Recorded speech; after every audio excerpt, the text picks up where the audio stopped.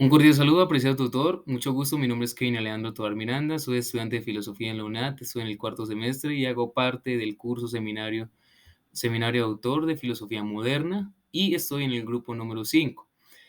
Para empezar, es preciso decir que yo soy coponente de mi compañero Robert Antonio Aguilar con respecto a las perspectivas de Hegel. ¿Ya? Bueno, es preciso decir que Hegel nos afirma que la cosa no se reduce a su fin, ¿ya? Sino que se viene a concebir dentro del desarrollo, en el resultado. Y el resultado, vamos a entenderlo como aquello que no es del todo real, sino que se une con su devenir, ¿ya? Aquello que es el resultado no debe concebirse como lo real, sino que más bien es aquello que se unifica con lo que cambia, ¿ya? Entonces la cosa tampoco viene a reducirse a la finalidad como tal, sino que se edifica como tal.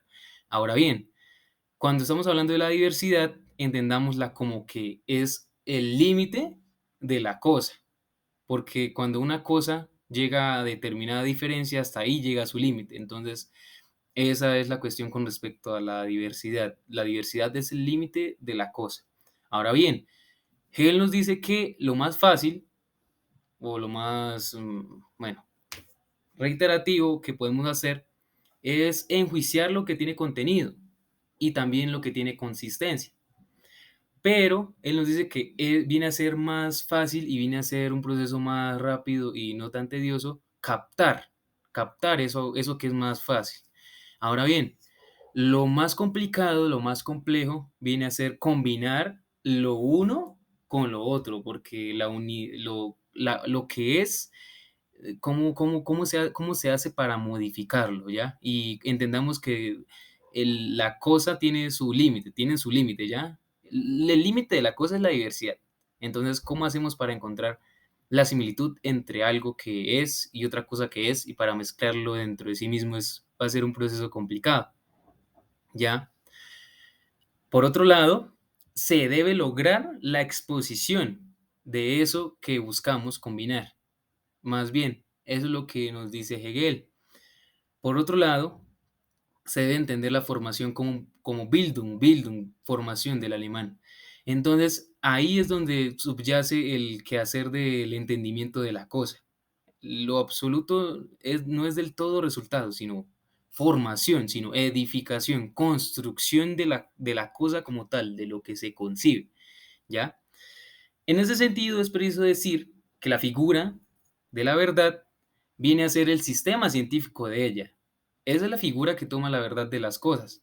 El sistema científico o el proceso que se hace para identificar si algo viene a ser verdadero o falso.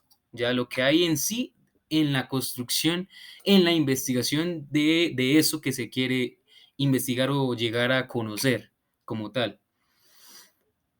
Ahora bien, también nos dice Hegel que el saber ha de ser una ciencia, ¿ya? ¿Y en qué se fundamenta esa afirmación?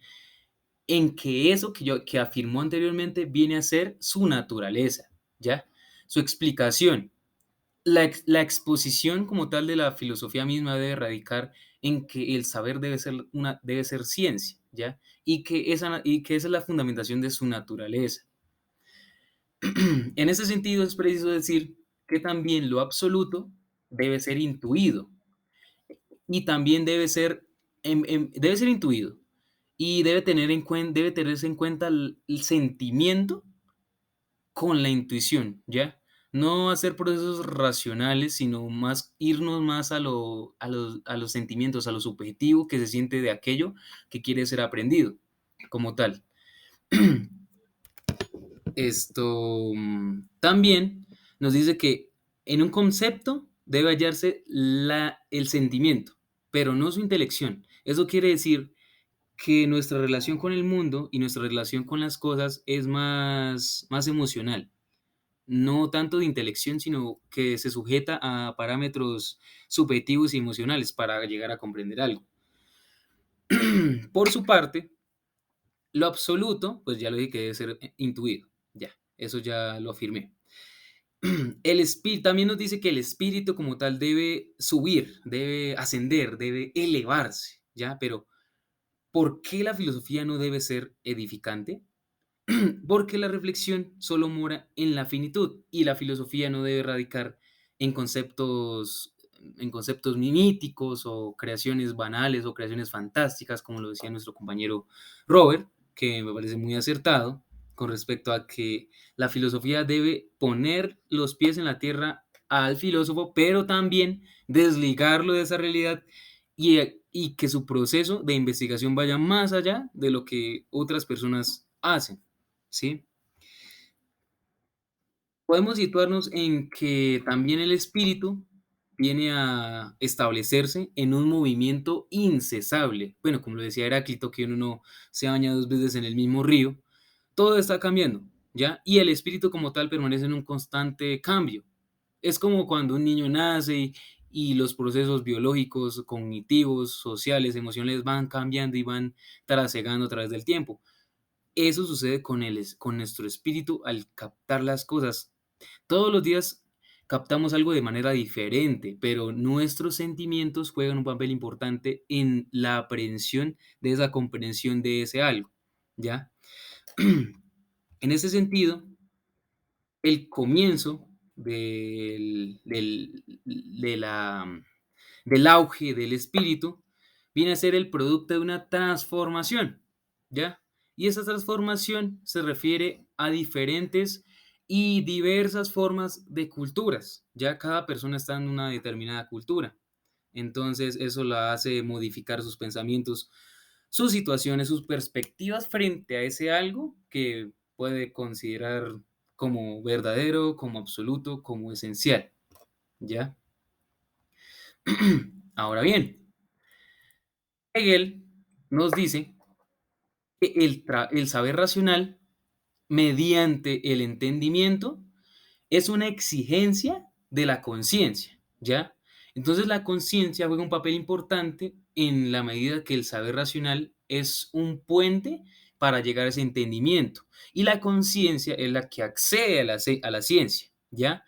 Él nos dice que el entendimiento es pensamiento, el entendimiento es pensamiento y que lo inteligible es lo que ya está dado, es lo que todas las personas conocen, es lo que ya conocemos de lo que conocemos comúnmente, ¿ya? A la ciencia, con respecto a la ciencia. Y también con respecto a la conciencia que no es científica. Y es por medio de la cual se juegan estas dos posiciones. La una puede pasar a la otra, ya sea de forma inmediata y ya sea de forma, bueno, aquella se refiere a lo anterior y lo posterior. Pueden jugar en las posiciones, pueden ir de A a B, de B a A, pero teniendo en cuenta la conciencia y los procesos de inteligencia que se dan acá, en el entendimiento, ¿ya? Nos dice también Hegel, con respecto a la posición que dio nuestro compañero Robert, que lo verdadero tiene que aprenderse. Cuando me refiero a aprender es captar, poseer, ¿ya? También debe expresarse, debe hacerse manifiesto, debe exponerse ante el mundo, ¿ya? No como sustancia, no, sino como sujeto, ¿sí? En ese sentido, la sustancialidad debe implicar, debe referir a la universalidad o a la inmediatez del saber. Entonces, la sustancia se refiere a la inmediatez del saber. Ya ese es el fundamento del ser, la sustancia, o lo que se da de forma inmediata. Nos dice que la sustancia viviente, en la sustancia viviente, el ser que es en verdad sujeto, es sujeto. La sustancia, de lo que hablábamos anteriormente, es sujeto, pero es un juego de negatividad. Entonces, lo verdadero no es una unidad originaria, ¿ya? Tampoco es una unidad inmediata, porque el devenir es en sí mismo, ¿ya? El devenir es real, porque todo está cambiando. Eso lo debemos tener muy claro. Pero ¿a través de qué está cambiando? ¿Por medio de qué se está manifestando el devenir? Por medio de su desarrollo, su construcción, su edificación, su solidificación y mediante su fin, ¿ya? Entonces, esta viene a ser como la retroalimentación y el entendimiento de los parámetros y conceptos que nos dice nuestro compañero Robert Aguilar y con respecto a su ponencia. Y bueno, yo le estoy haciendo unos procesos críticos y reflexivos mediante la lectura crítica de nuestro autor Hegel. Muchas gracias, apreciado tutor y compañeros.